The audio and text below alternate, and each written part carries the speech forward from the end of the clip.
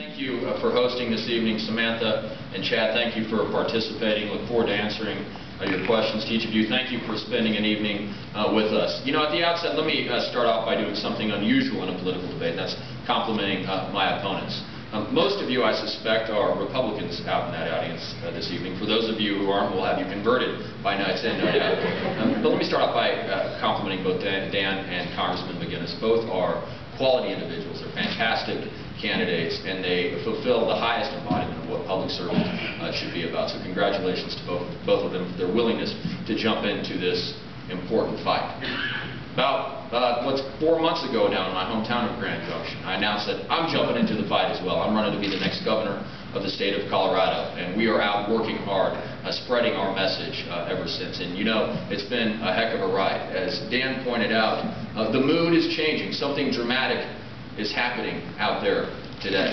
And we're being reminded of that this evening in a very real way. People are being reminded once more of the perils of big government. They see a Washington where spending is out of control and tough choices are in short supply. Closer to home, they see a state government, and a governor in particular, who's focused on a policy and an agenda that seems to be making a difficult economic situation dramatically worse. And they want change. They want a different kind of change. They want new leadership. They want responsible leadership. They want common sense leadership. People who are going to level with the people of this state and say, here are the tough choices we need to make today in order to position Colorado for a better tomorrow. You know, I've said before out on the campaign trail, borrowing on the old scientific truth, that every action has an equal and opposite reaction.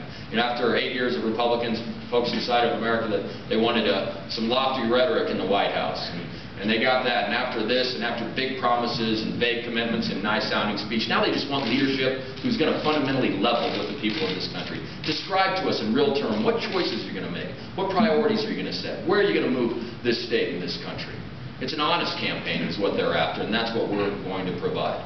You know, the reality is that a conversation about this governor's race starts with the incumbent governor of the state of Colorado. And I've said it all around the state of Colorado, and I'll say it tonight here as well. Bill Ritter is a decent man. He's an honorable man, and he cares about the state of Colorado. But on issue after issue, time after time, day after day, Bill Ritter has moved Colorado in the wrong direction. He pushed through $1 billion in new taxes and new fees that new families and new businesses are having to pay for, all in the middle of a painful recession. That's the wrong direction for the state of Colorado. This governor pushed through the most restrictive oil and gas regulations in America, killing jobs and reducing energy production at a time when Colorado and America need more of both.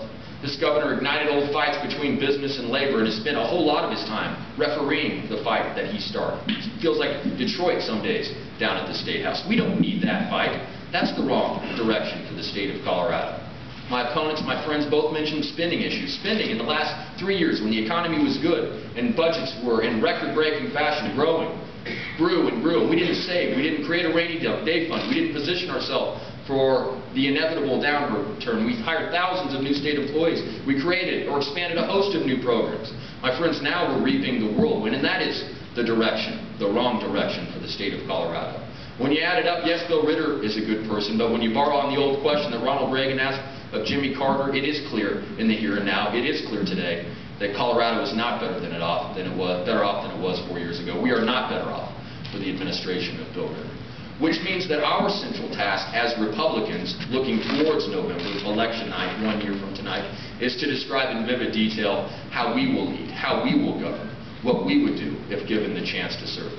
And in my candidacy, if I'm governor, I'm not out promising to be all things to all people. I think government should be limited, disciplined, and focused. The reality is government has gotten too big. We have spread ourselves too thin, such that now that we're in a downturn, we don't have the resources to focus in the areas that matter most.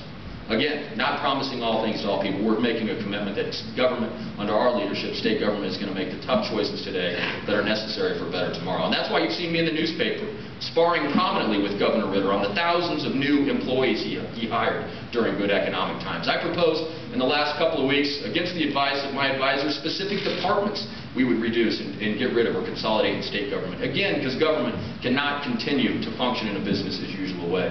If you want a governor who's going to go in and grab state government by the lapels, shake it up, force government to make the same tough choices, the same difficult choices that each of you are facing in your families and your business, then I'm your candidate. My name is Josh Penry. It's about 12 months from election, but between now and then, I hope to earn your support, and I look forward to answering.